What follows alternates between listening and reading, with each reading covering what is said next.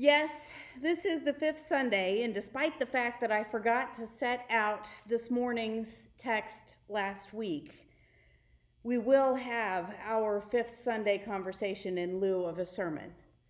But I also didn't think that I could let this week pass entirely without comment.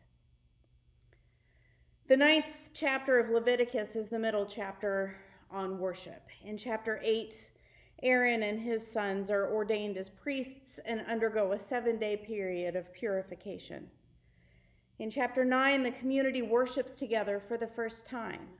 And in chapter 10, Aaron's sons prove to be unfaithful stewards of the sacred responsibility with which they have been entrusted. There's a promise that Moses makes to the people when calling them to worship. Today, God will appear to you. And then we hear a refrain in verse 6, verse 7, verse 10, and we would hear it in verse 21 if we had read it. God commands. And at the end of worship, when the priests offer the blessing, the glory of God appears, not just to a selected few, but to the entire community gathered together. And there are weeks when it feels like it becomes more important than ever to gather together, to lift our hearts and our voices to God in thanksgiving or in prayers for peace or in protest. Times when we come together to pray and to sing and to be comforted. And then the bombs continue to fall in Ukraine, Iran, Palestine, or somewhere else. And we wonder, is our worship accomplishing anything? Is God accomplishing anything? Especially when we hear a public prayer of thanks given to God and to our troops for a successful bombing raid.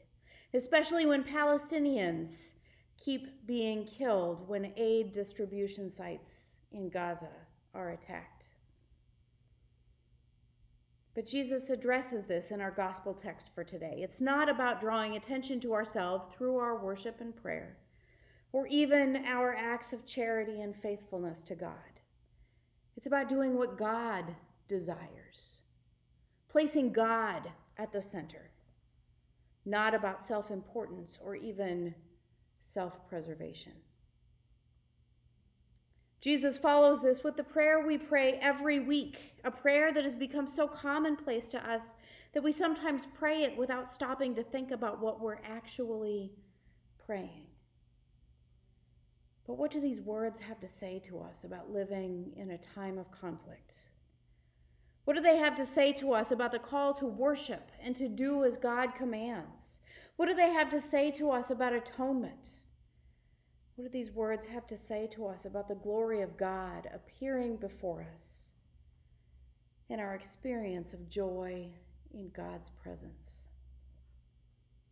What do these words have to say to us about our call to radical discipleship, our call to be peacemakers when we seem to be surrounded by war?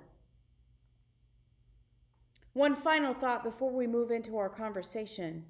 We can never take obedience for granted.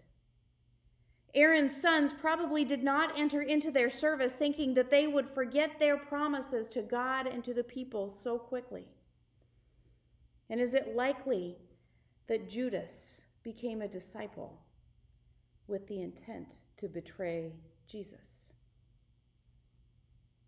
With that in mind, what does it mean to be faithful, to be obedient? What does worship mean in our lives once we leave this sanctuary? How does it impact our daily interaction with each other and with the world, and our consumption of the news?